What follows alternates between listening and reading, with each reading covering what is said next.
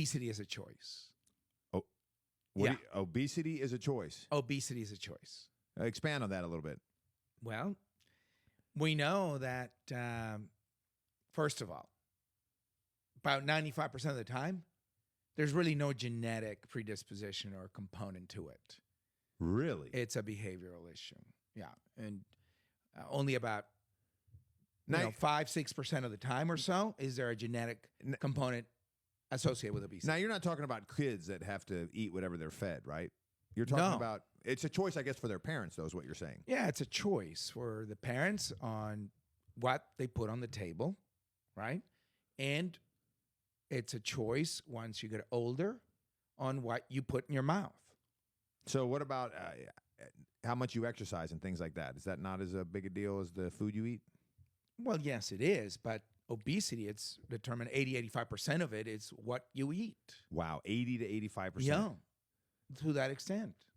Yeah. I mean, exercise is amazing. I recommend it. We cardiologists are all about at least 30 minutes, 5 times a week or more. Right. Okay. There's a limit where That's too much can injure you. That's not very much, though. So No, but so to it's the maintain, food. So it's the food. And the food quality, the food quantity. Now, what about people that are poor and can't afford healthy food? Well, that they live in a food desert? Well, of course, that's entirely obvious that we have people who are not able to access great quality foods because of cost or lack of availability, as you mentioned with the food desert example that exists in the U.S., especially affecting people who are socioeconomically disadvantaged. Right. No doubt. Sure. Right? But it doesn't take away from the fact that obesity is a choice of what you put in your mouth. But don't people have different, you always talk about if you're from different cultures, you have different genetic. Yes, of course.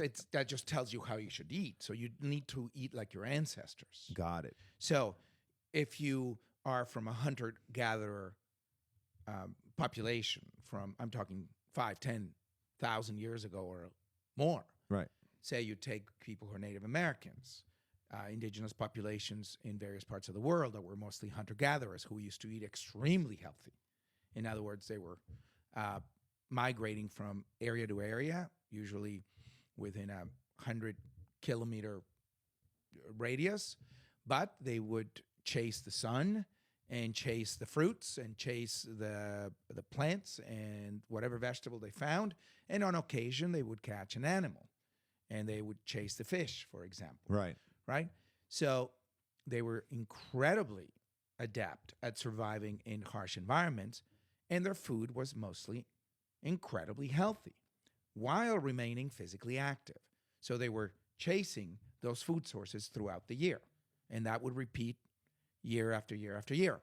It's only in the last couple of 100 years, post-industrialization, that started in the early 1800s, in obviously England, and then the rest of Western Europe, and then North America, that we have food sources that are rich in sugar, saturated fats, and salt, the Holy Trinity: salt, saturated fats, and sugar. Right. So the more of that Holy Trinity you have at your disposal for at-risk populations, such as the indigenous population, then you dramatically increase the risk of the diseases that go along with excess consumption of that Holy Trinity.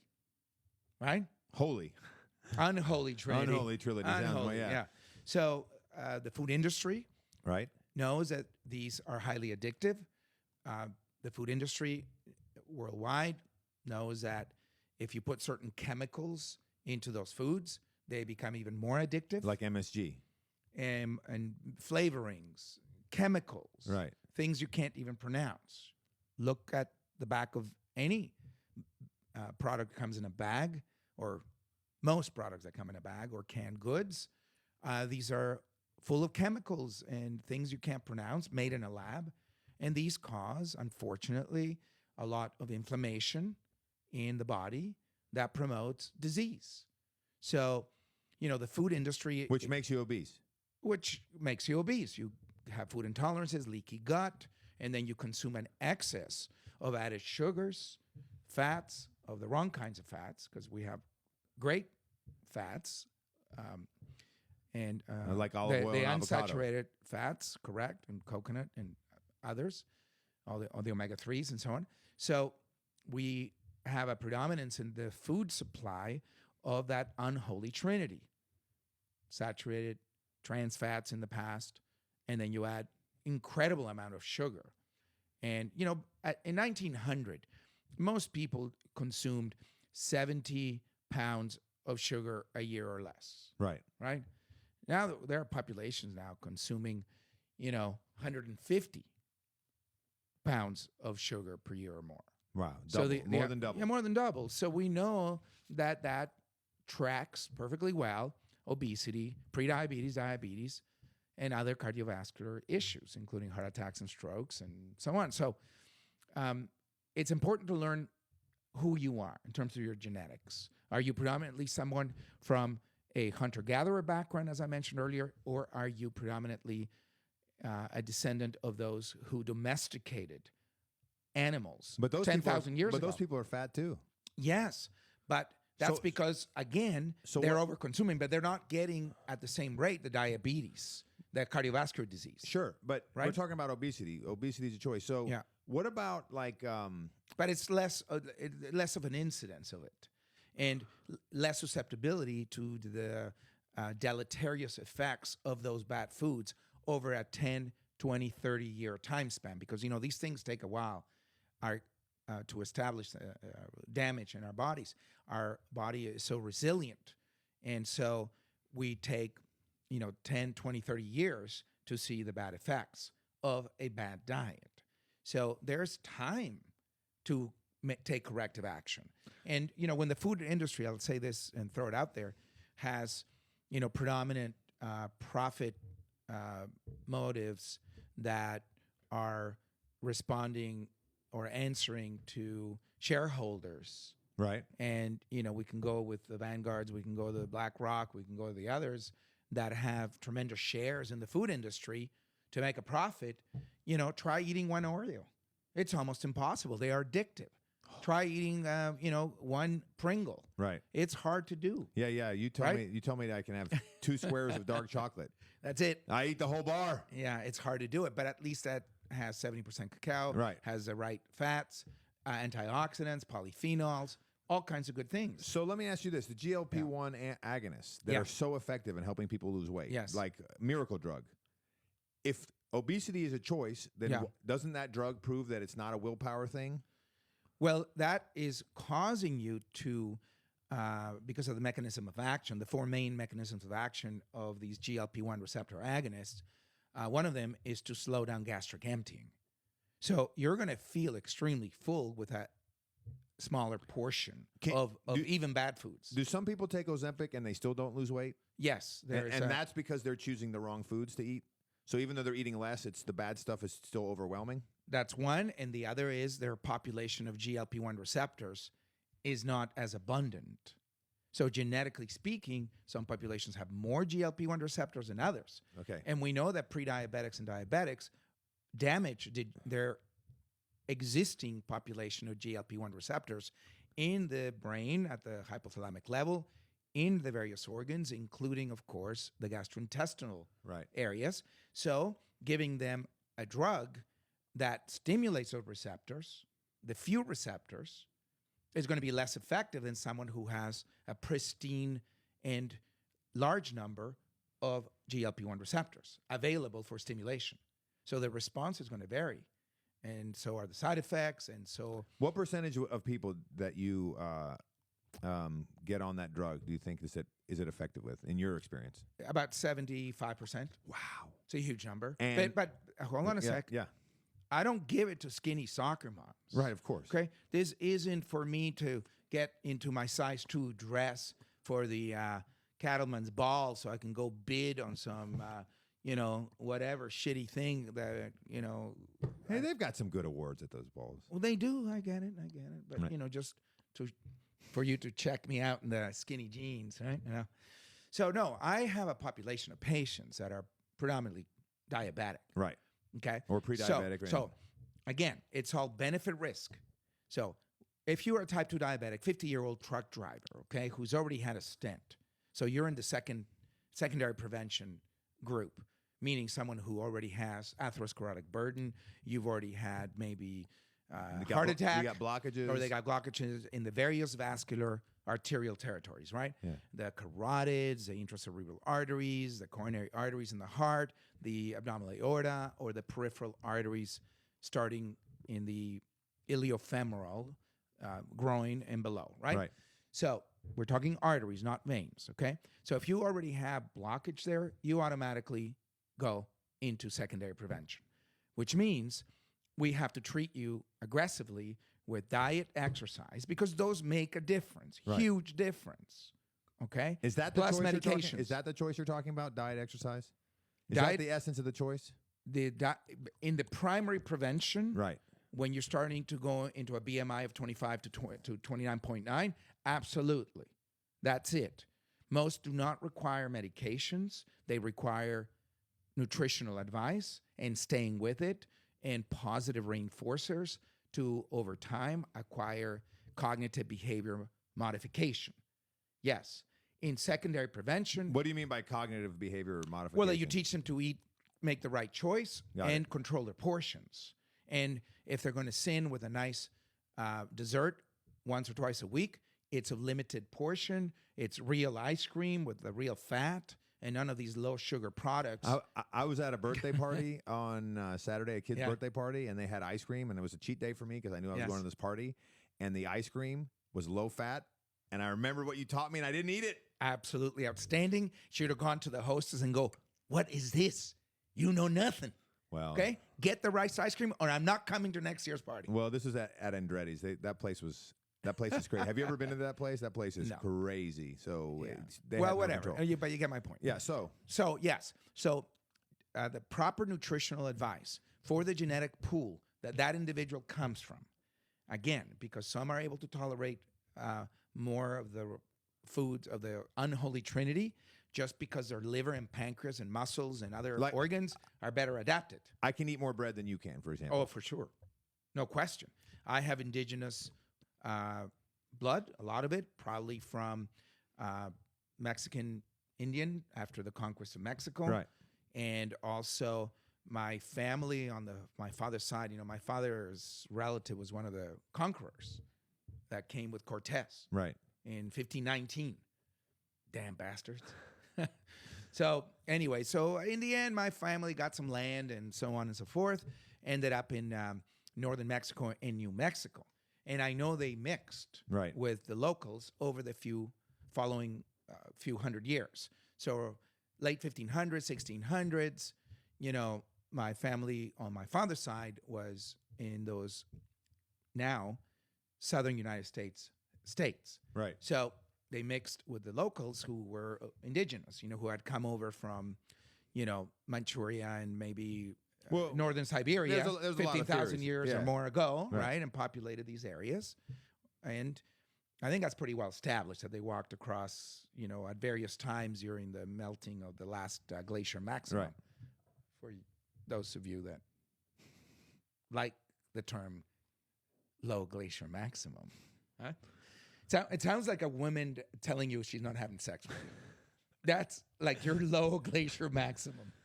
Like she's just too cold to you.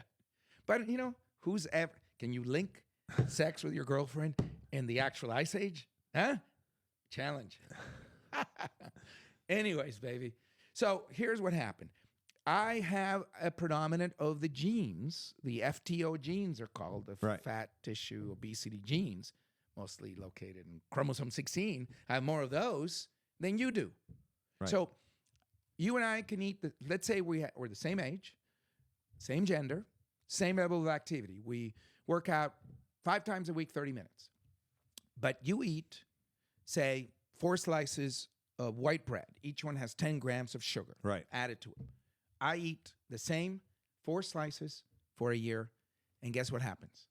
You would get a lot fatter. I would have by far more of a disposition, given everything else is the same. Right. Okay? The same vegetables, the same fruit, and so on in my quickly designed experiment here right now. Sure. assuming we keep everything else consistent, which is really hard to do in nutrition research. Sure. Because I know you're going to sneak shit out. I know you're going to cheat on it, but not me. Huh? So guess what happens? I'm probably the one who's going to get a little more visceral storage of the excess sugars that get converted into triglycerides, subsequently into adipose tissue. Is there any food you can eat that I can't eat? Not really. Not really. Wow. Not really. Because of your genetics being from the Mediterranean crescent, right? Your ancestors, in large part, come from those wonderful genetics that have adapted to the agricultural revolution. Right. That started, obviously, in the Middle East, in that fertile crescent between the Tigris and the, what's the other river? The Euphrates, they say. Oh, yes, Euphrates. That's how they pronounce it in English. Euphrates. The Euphrates. Yeah, Euphrates, right? That's more in Greek. Doctor. Did you guys invent that too? Doctor, I got a question. Yes, Rhetoric, jump in. Is it the same thing for men and women when they get to a certain age where, from what I heard, like if women at a certain age eat cake or something, you could see it on their hips faster? Yes. So women gain weight faster than men? Yes, they can, especially because we men tend to keep our testosterone longer, whereas women in middle age start going into perimenopause or fully menopausal, say, by the time they're late 40s, early 50s, depends on the individual. There's a variability. And so that slows down their metabolism. That's number one. Number two, they tend to have less muscle mass overall since youth because of the effect of testosterone, post-puberty. So we men tend to have more muscle. Muscle loves to consume sugar, loves to consume fat in the absence of sugar. Women have less of their total body mass of muscle. Right. So they're consuming less. So women really have to cut back on the foods that are providing them more sugars, in essence. I like to tell women, in fact, the American Heart Association recommends daily consumption of sugars for men, 36 grams or less, and for women, 26 grams or less. Wow, it's a lot less. It's a lot less. She should be giving me some of her pie. Yeah. Yeah, you can actually make that claim. I know. I'd put my Greek flag on that I'm pie. going to start using that. I'm done with you. So in answer to you, Roderick, the answer is yes. So this is why women have to really watch the multiple hidden sources of sugars, or not so hidden, such as alcohol, sweets, obviously milk chocolate, and other, sweets and desserts and just bread in general. And of course, the 7 things that I've added to that unholy trinity, which are foods with flour, pasta, rice, potatoes, sodas, fruit juices, and fast foods. Would you like me to say it again? Yeah, but slower. Slower. Okay, here we go. Pasta? Foods with flour. That is breads, right? Including wheat bread. In some people, they cannot overdo it because of the sugar. It's great to have the multigrain bread, okay? Multigrains are great. But not too much. Not too much. And of course, I add to the flour-containing foods the corn and flour tortillas. So I limit populations such as my Mexican brethren to say, okay, 1 corn tortilla a day, and that's it, baby. Do they look at you with horror and shock? Oh, my God. You know what wins the day? When I tell them, your woman is killing you. Mexican women kill their men. Right. They live on average 3-5 years, sometimes 7 years less. In Mexico. And that's diet related. The mean survival is 75 years of age. And that's 100% diet related. The longevity. It is diet related. No question. The Mexicans here, the men 78, the woman 81. No, actually, up to 83. Seriously. Latino men and women live longer than white men and women, despite the fact that Latinos in the U.S. have less access to health care, more poverty or lower household income by about $10,000. The average, I think, in the Caucasian population, average household income is somewhere around 68,000, 66,000. It's gone down in the last 2-3 years. And in the African-American population is really low. It's at 45,000. And the Latinos is around 56,000. So what you're saying is that Latinos in America live less long than white people. No. I said the exact opposite. No, you said the women live longer. No. So Latinos as a whole live longer than Caucasian populations as a whole by about 3 years. But the men live less. It's called the Hispanic paradox. But comparing Latino men to Latino women, the men live less. And we've already done an episode on that. That's but this is pertinent. I know. Because I know. It's the fact, the women love their man so much, they bestow upon them lots of love. And one of the ways in which they show it is with their cooking. Oh. But because of the lack of nutritional sophistication and understanding that they come from a hunter-gatherer background predominantly.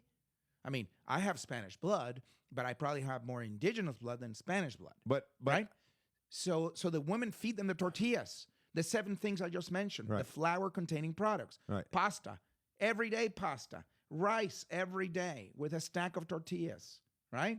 Rice with potatoes. Yes, the rice, the pasta, the potatoes as well, fried in vegetable oils, and the tortillas often dipped in oil for the tacos. Sure. And then you add to that the soda. They are addicted to various carbonated drinks, including Coca-Cola and others. Well, I have a question about that. Yeah. Are people, there's more knowledge, we have the internet, we have everything going on. Is it less or is it still the same as it was before as far as what you're saying as the Mexican women or Latin culture feeding their husbands this food with all the flour and everything? Is that getting better or is it just still the same as it was before? Great question. So part A of that depends on educational level and socioeconomic status. Okay. In that group, university graduates, people who are certainly above the medium household income, which for the U.S. I think is about 56,000. Things have improved dramatically. The availability of information on the internet has helped and made an impact in those populations, so much so that the incidence of heart attacks in the population of the higher socioeconomic status individuals has decreased since 2020 by about a third.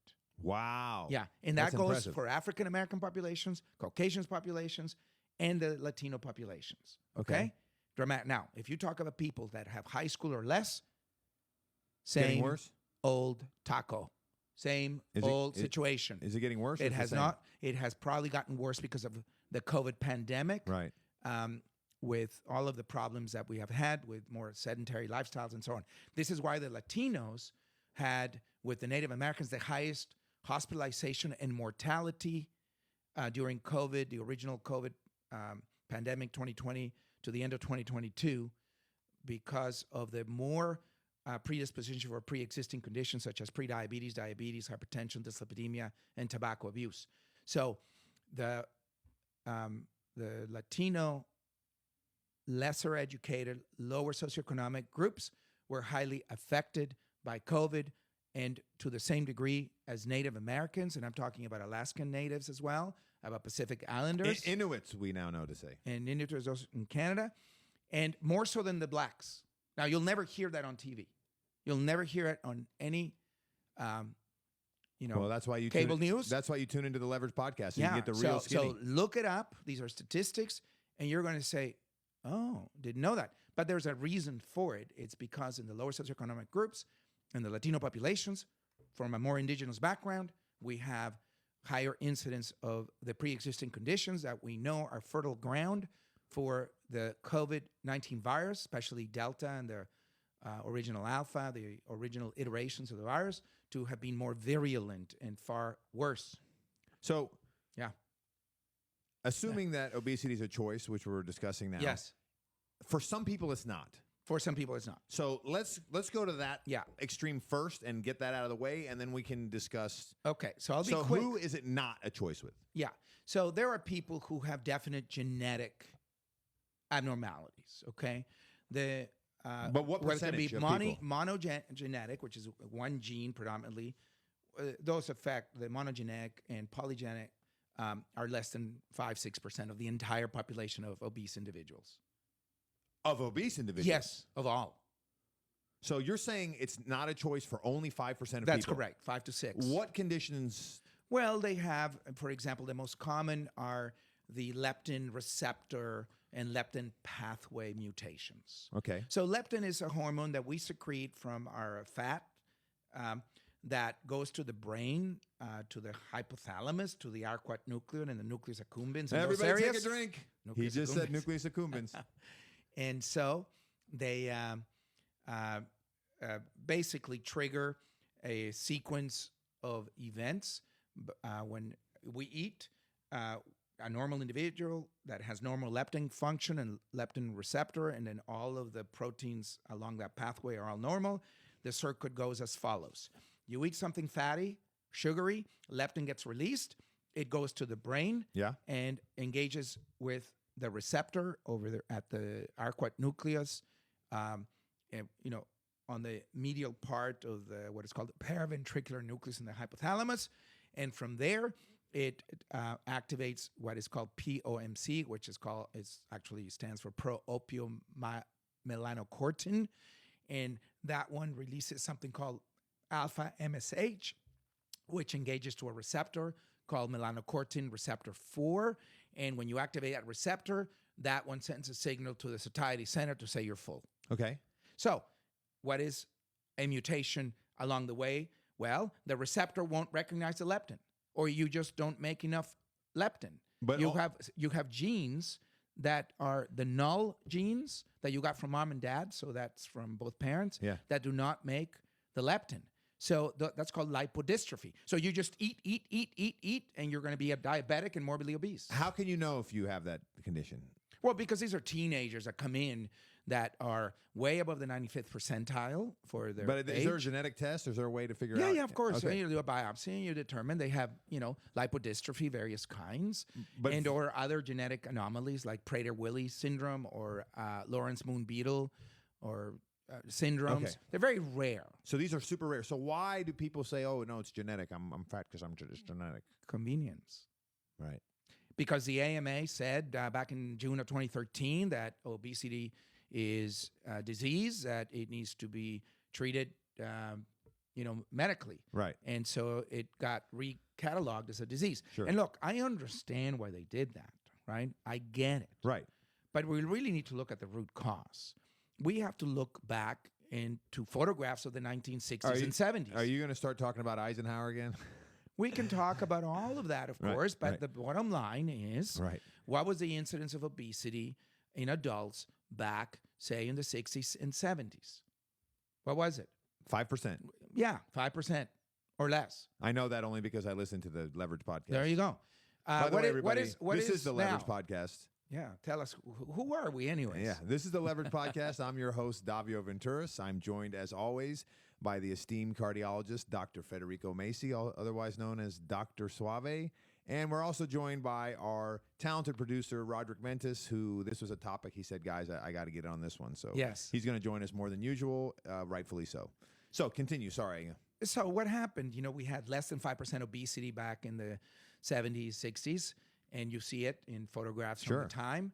And what happened in the 1980s? That was the worst decade in the history of the world for nutrition, where sugar was exonerated and fat was blamed for all the ills. I remember. Low fat this and low fat that. Yeah.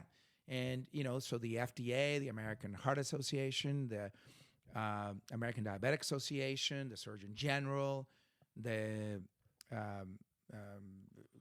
various other major government institutions, the Academy of Sciences and so on, all basically said, nope, sugar's fine. It's fat. So that brought on a whole new paradigm, meaning starting with the food pyramid that was not accepted because the McClellan Commission in 1973 that was set forth by President Nixon found that we needed to cut back 40% on sugar consumption. And at the time, it was like 90 pounds per year. And they said we needed to cut back from that. And instead by 40%. And now it's double. Now it's 150 pounds. Wow. Maybe more. Yeah. So so that was nixed. By Nixon? No, not by Nixon. The McClellan came up with the food pyramid, recommending so much dairy, so much grains, Right. So much of the vegetables and fruit, and pretty decent food pyramid at the time, but it didn't go well with the food industry, Right. The right? lobbyists. Or the sugar industry. The International Sugar Lobby said, so let's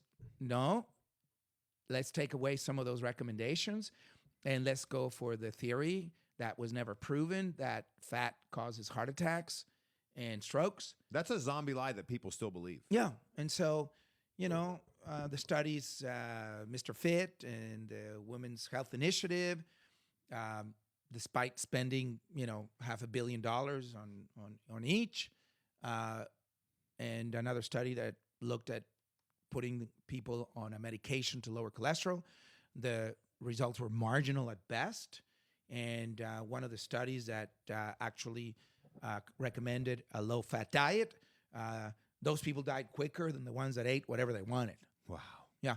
So, but the narrative with the government agencies I mentioned, including the American Diabetic Association, was that you could eat sugar, and the problem was the fat. And so that calories, they would say calories in, calories out. Yeah, that spurred on, the whole low-fat industry, and you can track directly from that time the dramatic increase in obesity from childhood to adults. And now we have 33% of U.S. adults over 18 considered obese with a BMI more than 30. 1 out of 3 people. One third. But it's a choice. It's a choice. Yeah. So, and worldwide, by the end of this decade, more than 20% of the entire world's population will be considered obese. We're about to go on an exponential growth of diabetes, type 2 diabetes, which is the one more associated with obesity. Right. That's the one. Not type 1, which is... That's genetic. Type 1 genetic. This immune, is the one. Well, we don't know. It's immune. We don't know exactly. Right. Okay? So the point is that we're going from roughly 400 to 450 million current type 2 diabetics to well over 700 million type 2 diabetics by the end of this decade worldwide. So that's a huge number, if you consider 8 billion people on Earth at this moment. Sure. So obesity will get worse worldwide, mostly because of the exportation of the food industry's products across the world. And so, the food industry has a long history, unfortunately, of creating... Well, they're trying to maximize profit. Yeah, as I mentioned before, the shareholders are the ones they answer to, not the health of the population, right? So we have... If I can sell you more food, and it's cheaper food, I make more money. Yes. So, and people at the lower socioeconomic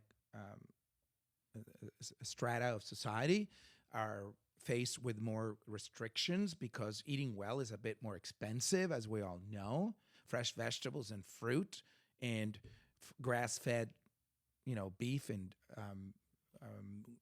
free-range chicken and so on are all more expensive. The organic industry is more expensive. So it's going to affect predominantly minorities who live in those food desert areas or who are, don't have the economic wherewithal to be able to afford better products. Let me ask you a question. Oh, yes. Let's say I'm a poor family. Yeah. And I go to you and I say, this is our budget. We got a low budget for food. Yeah. Because we can barely make our bills. Right. What is your plan? So it's one thing, okay, when you help me lose, as of now, over 50 pounds in the last 9 months just by following your recommendations. Yes. By the way, everybody who is curious, Dr. Federico really knows what he's talking about. I had been overweight for... Couple of years. 20 years? 10 years at least? A decade. Yeah, a decade probably. Chubby bunny. And the second that he put me on his program... Chubby bunny. I have lost 50 pounds since then, and I'm now 1.5 pounds away from my ideal weight. Just doing what you said, and by the way, enjoying myself with no suffering. Which is what you were in college? Yeah.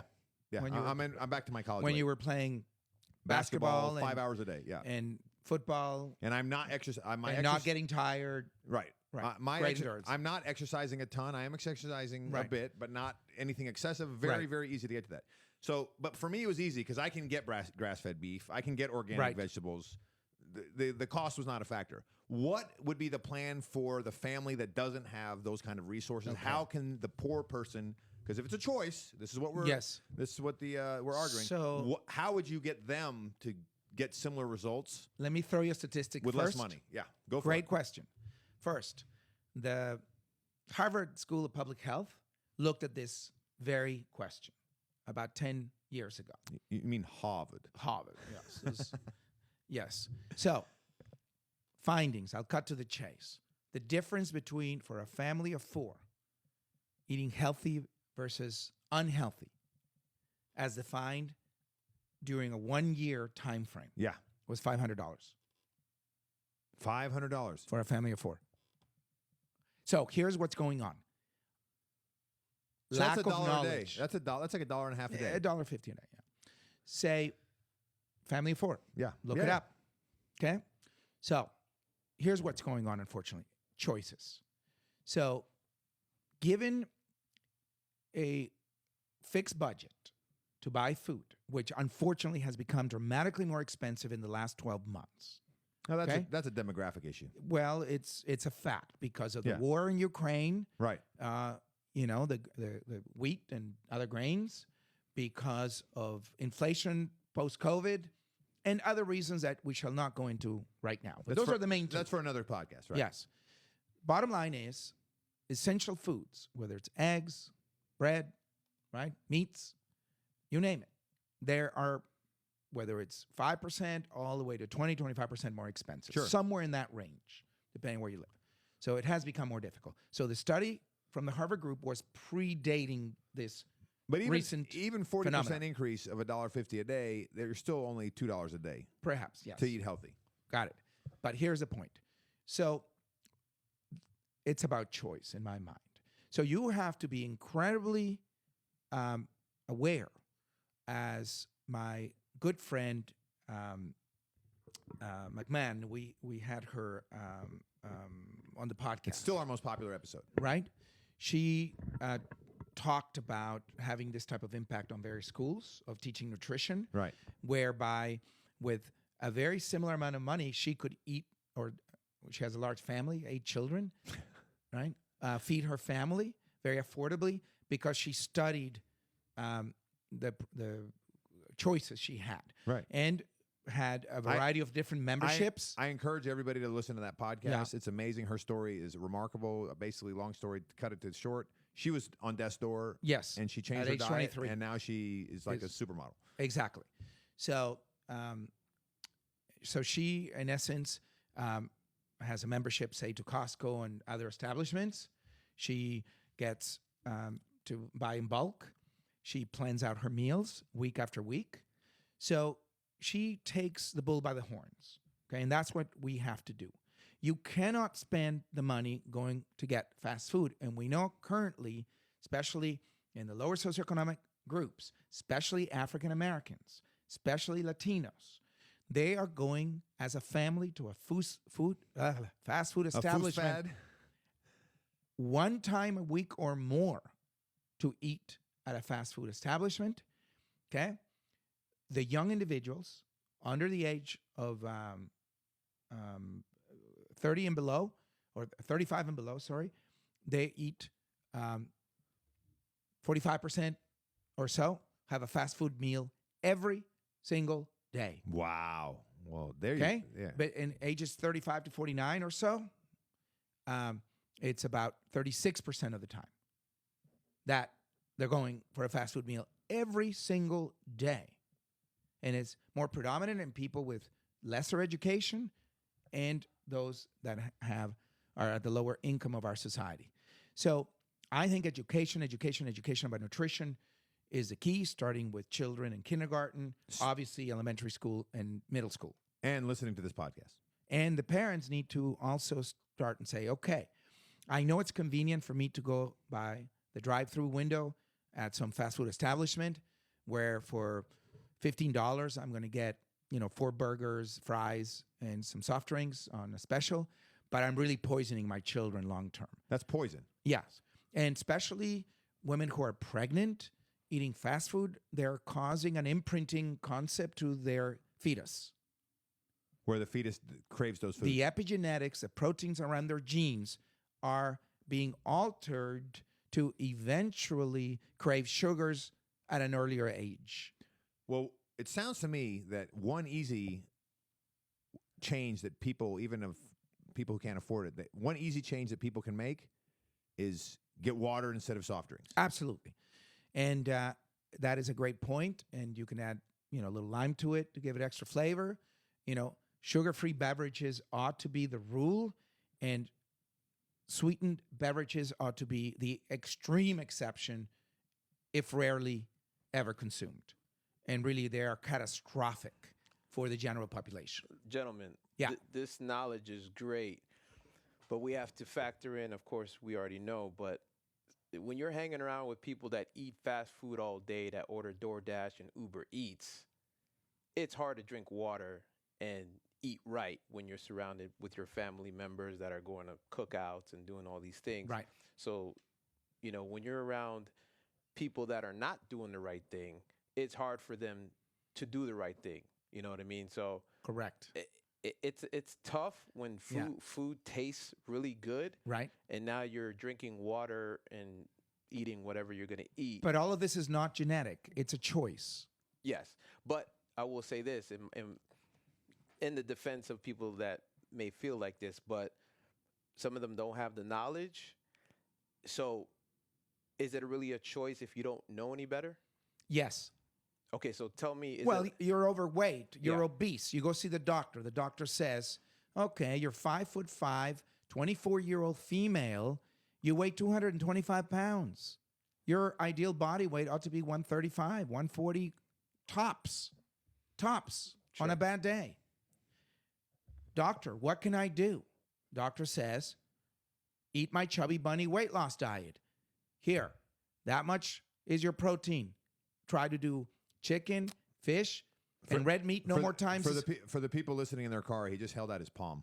Yeah, that's the size of my palm. And then 2 palms of vegetables, okay?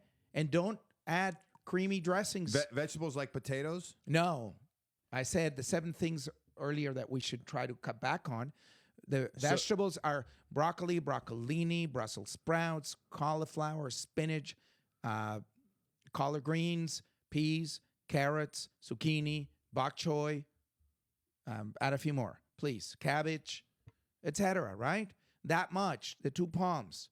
Eggplant. Protein over here. Where's my camera? Protein, vegetables, and a little snack that can be mixed nuts, natural fruit, or Greek yogurt without sugar.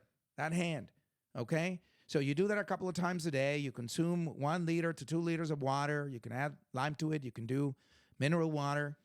And you're going to be a lot healthier. So 24-year-old, start walking 30 minutes a day. And your 7 hours or more of video game playing or social media, cut it back to 2 hours or less. And go for a walk for 30 minutes. Get a little sunshine. I got a question. And I compare it to, let's just say, maintenance on a car. Most people don't fix their car until it breaks down. Yeah. But I guess people that know better will maintain their car so it lasts longer. Most people, would you say, wait till the last minute or wait till it's almost too late? Is that how most people are? Yes. You are absolutely correct.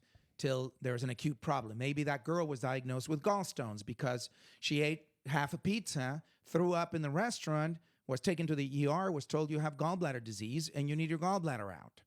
And that's when the moment of recognition or recognizing that there's a problem comes. It didn't come from the time when she was 16, already 200 pounds, right? And she kept eating the same way and the parents didn't change anything. Well, what they've done is, instead of recognizing that obesity is the poison, or that's not the term I'm looking for. Obesity is the danger that it is. Yes. We've now changed to the body positive movement, where it's like, no, you got to love me for this. Yes.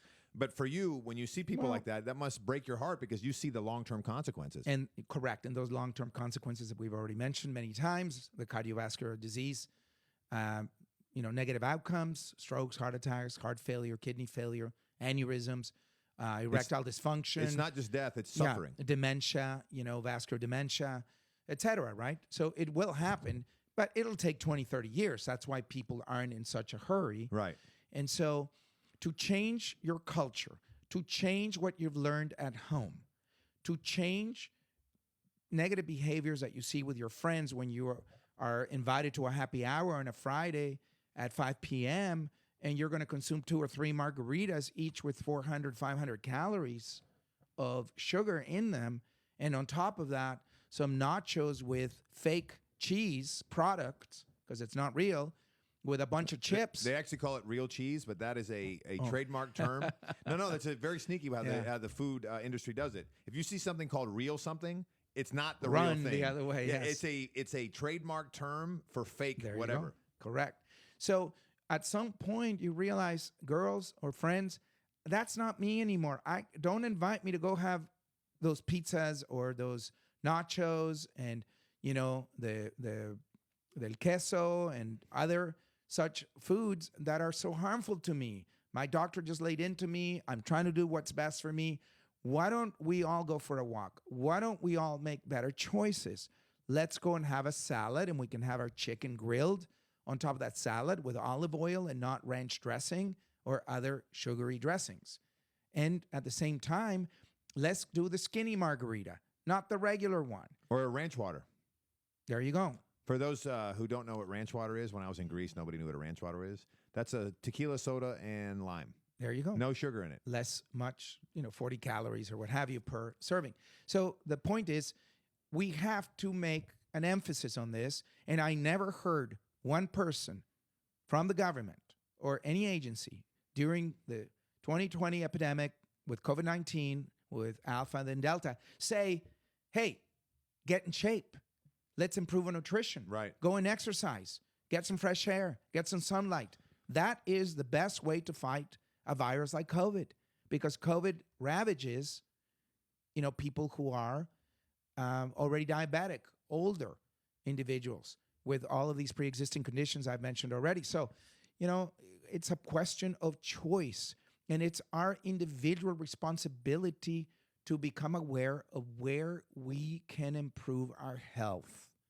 That is a choice. I will add this.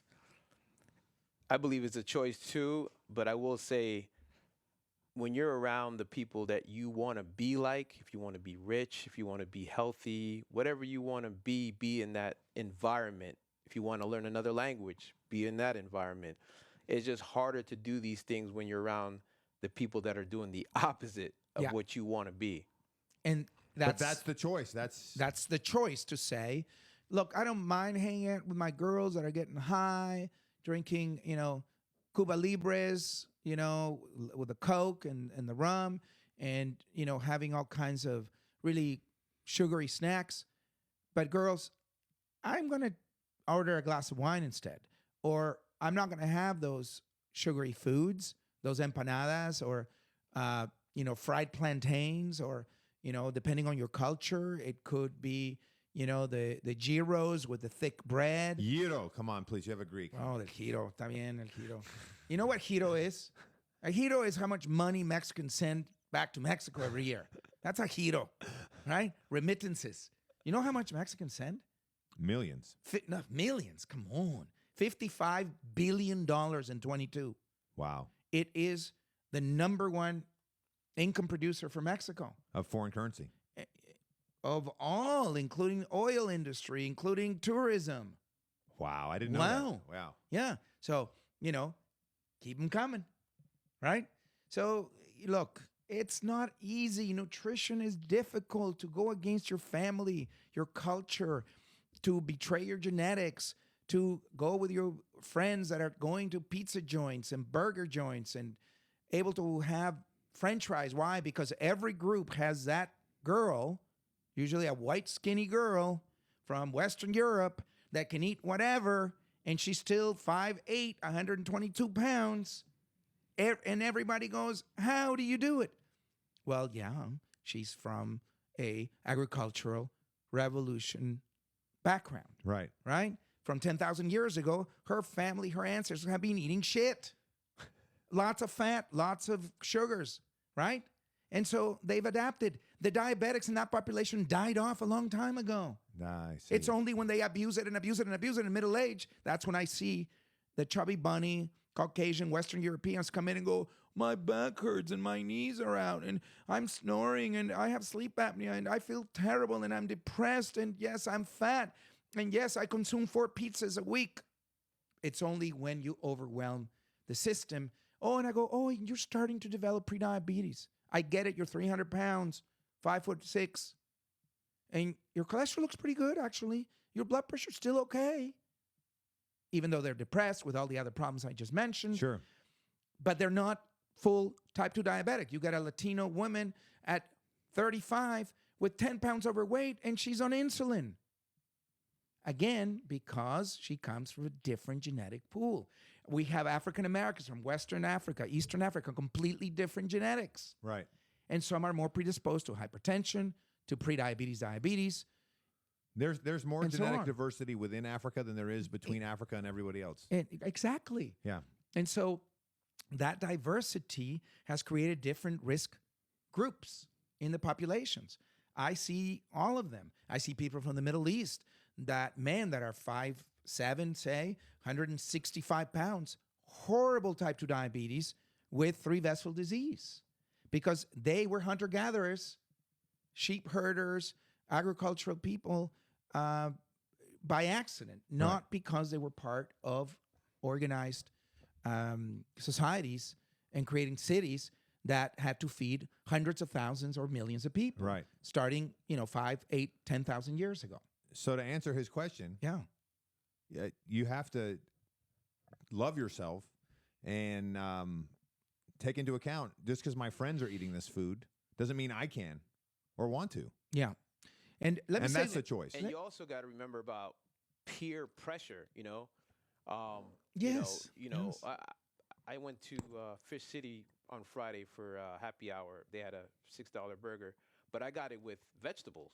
Comes with fries. I got vegetables. Excellent. Lady beside was me, like, you got vegetables? Yeah. I said, yeah, I'm a weirdo, aren't I? And she was like, wow, you got a lot of discipline. Yeah, but Roderick, let me interrupt. To look at you, you're in awesome shape. Well, you are in perfect shape. That lady should have asked you, damn, how do you look so good? Right. You seem so healthy. Now I know why. Well, me and Davio, we were a little bit overweight, so I started changing things and realizing I could eat better. And like Davio said, I don't feel like I'm missing out on anything. I still eat what I eat, but I just don't eat as much of it. And you've been an athlete your entire life. So you didn't start to become an athlete in your, 50s, right? Or 40s. You have been an athlete since you were an early, preschool, middle school, elementary school, and so on, right? And so your muscles, your ability to burn sugar has been programmed with the proteins around your genes. You probably have great genes to begin with. Then you have the epigenetics. So meaning the proteins around the genes have not been as mutated or, methylated is a correct term to make them non-functional. But in fact, those epigenetics, and we know that's from, genome-wide association studies and epigenetic-wide association studies, they upregulate the growth factors, the proper triggers to burn sugar more efficiently and to burn fat more efficiently. And that's a training issue. So over time, you can train those to upregulate your existing gene template. So this is why maternal nutrition, I go back to this, is so important because that's a choice. Right. It's a choice whether a woman smokes during her pregnancy, whether she consumes alcoholic beverages, whether she eats processed foods, saturated fats, trans fats, and puts chemicals from poor food sources in her mouth. Because these are going to be, obesogens. That is the term. And these are endocrine disrupting chemicals that in her child, she's going to predispose that child after birth and in the subsequent years to becoming a pre-diabetic, diabetic, obese, faster than if she had proper nutrition. So I think the idea is that the main problem is ignorance. Yes. But that's a choice. That's a choice ignorance nowadays. Is a choice. Yeah. If on nutrition, it's a choice. The information's out there. What do you mean ignorance is a choice? With thinking you can go to a fast food restaurant and that's healthy, that's ignorance. Like nowadays, this is the future, right? All the information's at our fingertips. Yeah. You can download the Bing app and ask it a question, and it's going to tell you the answer, and that's free. So to say, oh, I didn't realize that feeding my kid mac and cheese every meal and cheese pizza every meal Oh, how was I to know? Well, you could have said that even 15 years ago before people had the entire supercomputers of the world at the access of their fingertips. But I got to say this, though. Yeah. Just being around you guys for, 3 weeks, I've learned a whole lot, right? A lot. So that's only in 3 weeks. So other people that are not hanging around doctors and other people that are trying to do better, they don't have the knowledge the internet's there, but they don't know what they're doing is wrong. And that's why I don't agree with ignorance as a choice. Well, I guess it's kind of like when the police pull you over. Ignorance of the law is no excuse. Yeah. Right. Exactly. You've heard that. Yeah. of course, You didn't know you were not supposed to take a right turn at this light. You know. Your point is well taken. Okay. Here's what I want to say about this. If you're a young individual, say you're a teenager, someone in your 20s, and it is important, I think, for you to study your parents and grandparents. Find out what diseases they might have or predisposing risk factors they might have already. Find out, because in all likelihood, you're going in that direction. So if you see your dad and paternal, that is the father's nutrition is so important to what happens to the kids. If they see the dad, 40-something, already obese, sitting there consuming 8, 12 beer, as happened with many Mexicans. sure. They ask me, what can I do? First, don't be drinking in front of your teenage son. I think it sets a bad precedent. Don't be smoking. In fact, you shouldn't even be smoking at all. You shouldn't be drinking more than 2 beer, okay, on any one sitting. So when you tell me you put away 18 beer on a Friday night and another 18 to 24 on a Saturday, that's why they have the menudo only on Saturdays and Sundays, because it's the cure for a hangover. Oh, I The see. Mexican hangover gets cured with menudo. Didn't you know that? The band? Menudo, not the band, the cow gut soup. The spicy cow gut soup. It's a cure for menudo. Now I'm the one who's ignorant. I didn't know that. That's what menudo was. Come on. Why you did see they it? name the band That after was a cow choice. gut soup? Menudo? I don't know. Menudo also has another meaning, but let's not go into it. So, did you know they were more popular than the Beatles? So they claim. Huh? But anyways, back to I digress.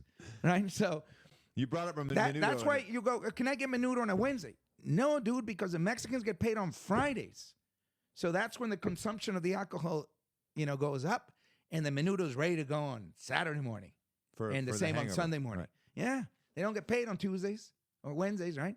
So what's the point? So the dad He was doing asking, bad behaviors. Ignorance is a choice. is Yeah, what we were saying. so the 17-year-old says, look, dad is really overweight. Okay. We hear him snoring. He falls asleep halfway through the movie at the movie theater because he's got narcolepsy. He's, has sleep apnea. Dad has had his knee operated on twice from wear and tear. Plus, the doctor said he has already prediabetes and high blood pressure.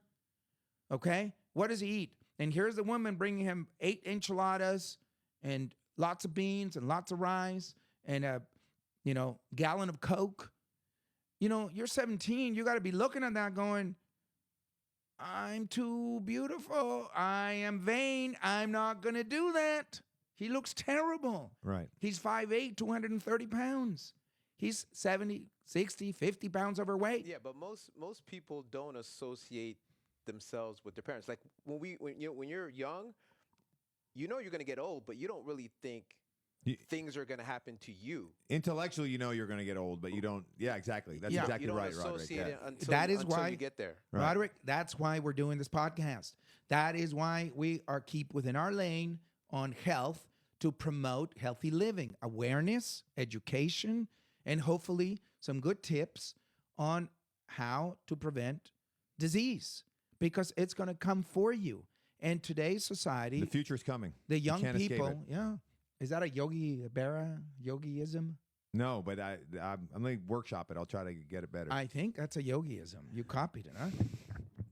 If you can't copy it, don't imitate it. That's a yogiism. There you go. So, the bottom line is kids are more sedentary. Nutrition in the lower socioeconomic groups is just as bad or worse. What else? More of the video game and social media participation or consumption daily begets you more anxiety, depression, more substance abuse, including alcohol and other bad behaviors that we mentioned in the past. I got a question. So, A question about a solution to what you're saying, doctor. They used to have commercials, and I don't know if they still have them because I don't really watch that much TV, but like a smoking commercial that shows somebody that is like got COPD and they're all messed up. Right. Are those commercials effective when you scare people to show them what could happen if you don't take care of yourself or if you don't do the right thing? No. Those commercials are put forth by the pharmaceutical industry to sell an expensive inhaler that may cost $300-$500 a month. And many anti-smoking commercials Yeah. are put forth by the tobacco industry because your brain, your subconscious cannot hear the negative. So it's kind of it's secretly a smoking commercial. Yeah. Well, the tobacco industry did enter the food industry. Yeah. To create more addictive products as well. Similar concept. So if on the opioid receptors of the brain. So if they did that with, just to say, diabetes, and they had some sort of diabetic commercial that kind of scared people, would it be the same effect as the smoking? Same thing, or would it help?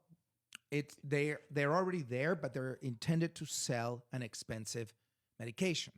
So I saw such one last night with a morbidly obese woman dancing and out of happiness because she got on this expensive $500 a month diabetic medication, right? Whereas the right commercial would say, you can get off this medication if you follow this diet and an exercise program over a period of 6 months to a year, as Davio here has done when he was inching up towards those bad metabolic parameters. Right. Right? I mean, on your cholesterol and your sugar. Well, you told me I was going to have a heart attack within 5 years. Yeah. Unless I change my behavior. So, yeah. But how many people, because you give that diagnosis all the time. Yes. What percentage of people actually follow what you say? How many people take the right choice? I would say if you are under the care of a conscientious, well-spoken, respectful, okay, that ruled out 90% of doctors. Okay. No, I'm kidding. Who knows what they're talking about? I would say 50% are probably going to do the right thing, at least for the foreseeable future, meaning the next 3 to 6 months. So 50% of your patients actually listen to you? Yes, I would say so on this topic. And the other 50%? Half-ass.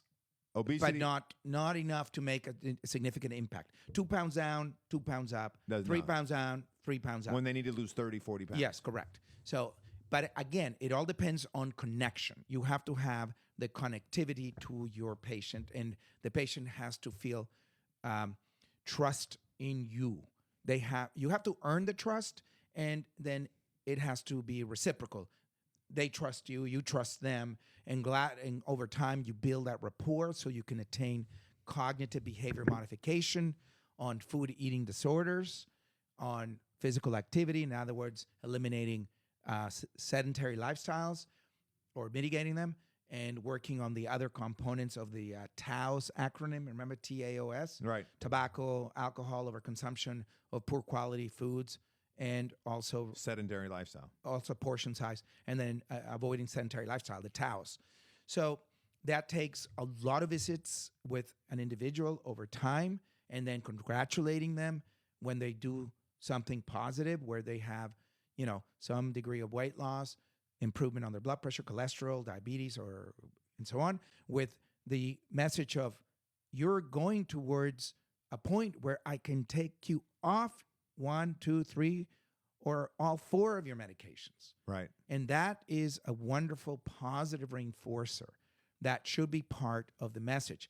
This is not easy because the food industry spends billions and billions on marketing to promote poor eating behaviors. Right. So you're battling with a micro budget on visits that may occur once every 3 months versus what people are being bombarded on in terms of commercials, not only on television, but also on social media and billboards all over the place promoting consumption of poor quality foods. So with all that being said, you also don't know which doctor is there for you, or if someone's pushing medication, or Correct. Are they part of the agenda?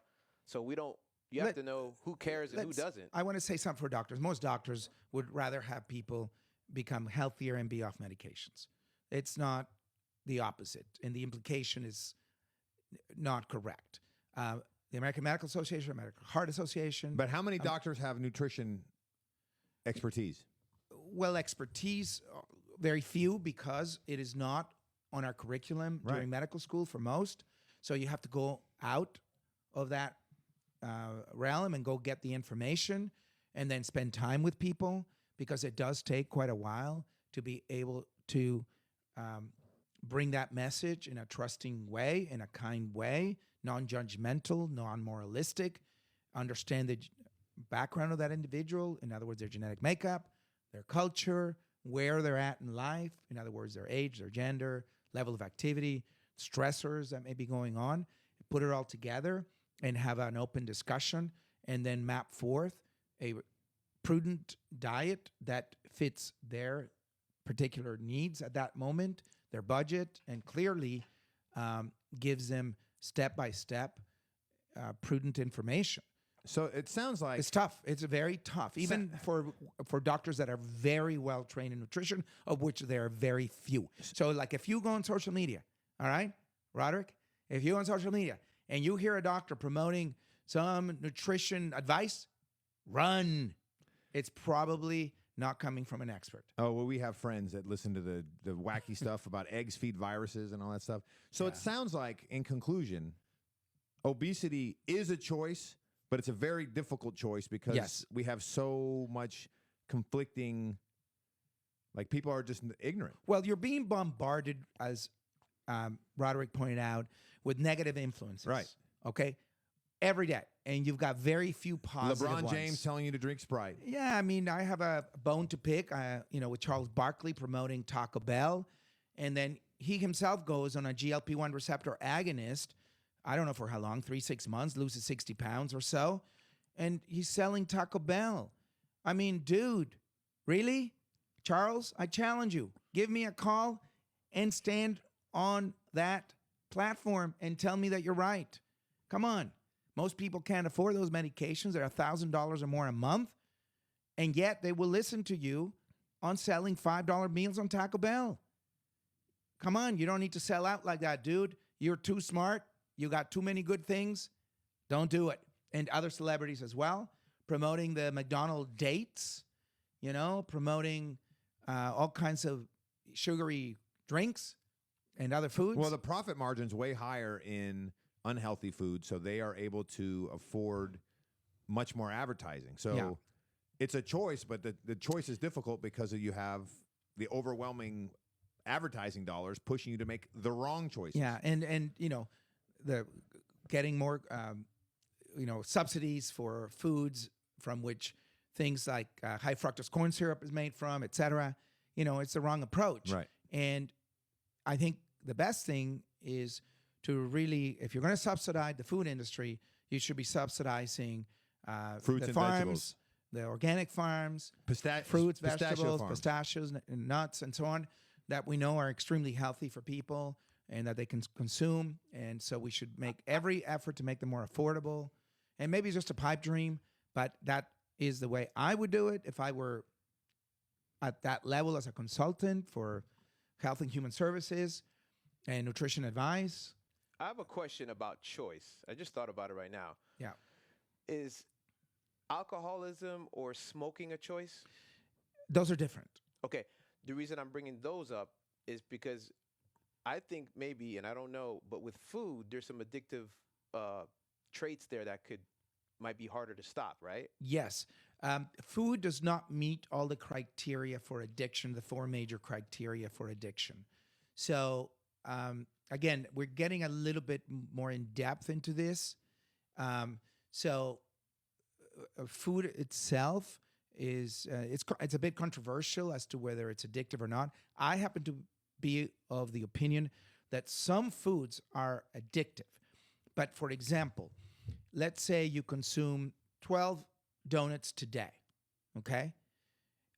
Versus an alcoholic who consumes, say, 12 beers. 12 beer, okay?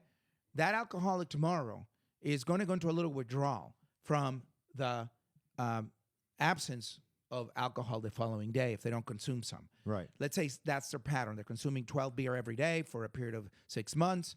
They go one day, they get the shakes, they got nausea, they're anxious, they're nervous, they're angry, they are not feeling well. The person who consumed 12 donuts for the last 2 weeks, a day going without donuts, does not give you withdrawal.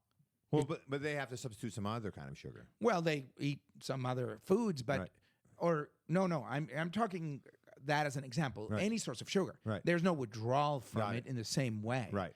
So again, it's a definition issue. Okay, tolerance. There's no such thing. You don't say, well, today I had 2 donuts. I didn't get the same. I need 3 tomorrow to give me the same high. Right. No, that phenomenon does not occur. Okay, so food and alcohol, to answer your question, there is a choice component to it. There is a craving that if it's not met, your dopamine goes down, and you go get a donut or 2, and you get your quick dopamine high by activating the opioid receptors. Again, in those nuclei that we've talked about before. So in the hypothalamus. Is sugar addictive?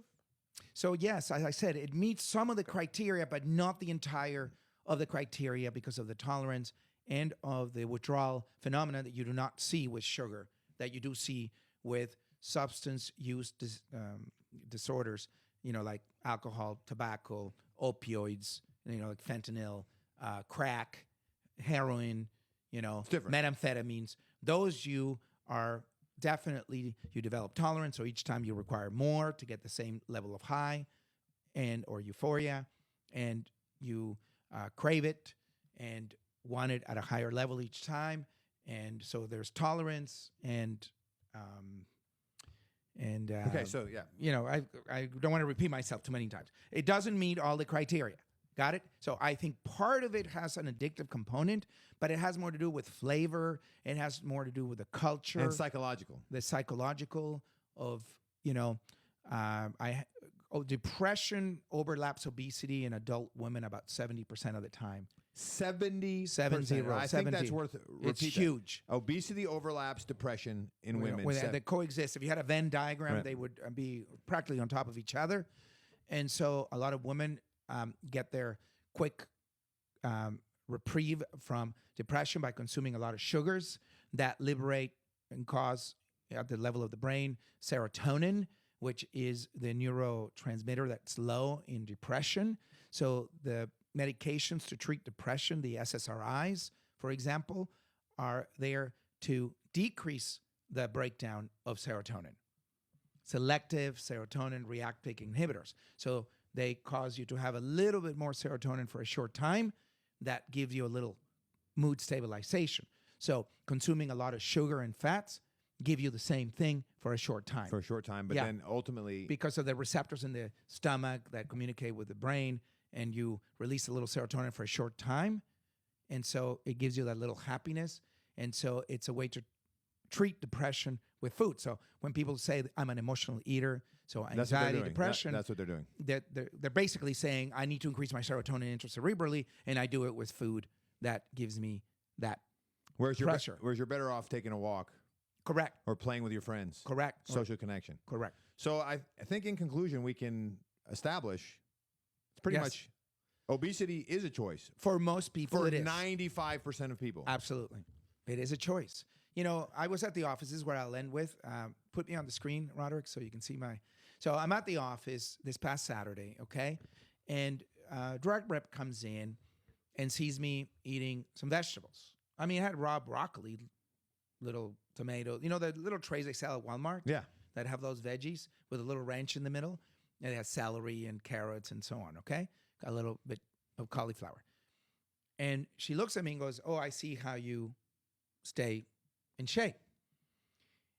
And she said to me with a sad look, have you seen what your staff is eating at the front? I said, no. She goes, they have a bucket of Kentucky Fried Chicken.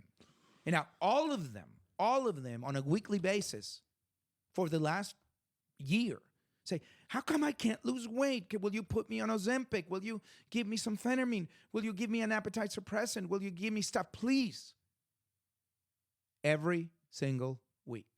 So I took one aside and I said, Why do you make that choice? Oh, because I was hungry. That was the answer. Right. So this is a mother with children, okay, heavy set, young, in their 20s, late 20s. And I said, well, you're making the wrong choices. She goes, I know. But all it takes for one to say, how about Kentucky Fried Chicken? And I don't have the willpower so far to say no, even though I have to lose 75 pounds. Wow. So, again, I'm not saying it's ever easy, but it still remains a choice. It's not an easy choice, but it's a choice. She could have joined me in getting those vegetables. She could have brought something from home. Right. But she chooses to come to the office without a plan. And in order for you to do the right thing, you have to have a plan. Never easy, Roderick. But the excuse of, well, my buddies, this is the way they eat and I have to eat like them, is not appropriate in a culture. When you're a kid, it's different. With so much obesity. Well, in a kid, you could say is child abuse for parents to feed them crap. Yeah. Right? Yeah. Day in, day out. Or to acquiesce to a temper tantrum because they want to have mac and cheese and, fish sticks and French fries every single day. Right. That's child abuse. To me, it is. So thank you, everybody, for joining us. I think this has been a very enlightening discussion. I'm your host, Davio Venturis. This has been the Leverage Podcast.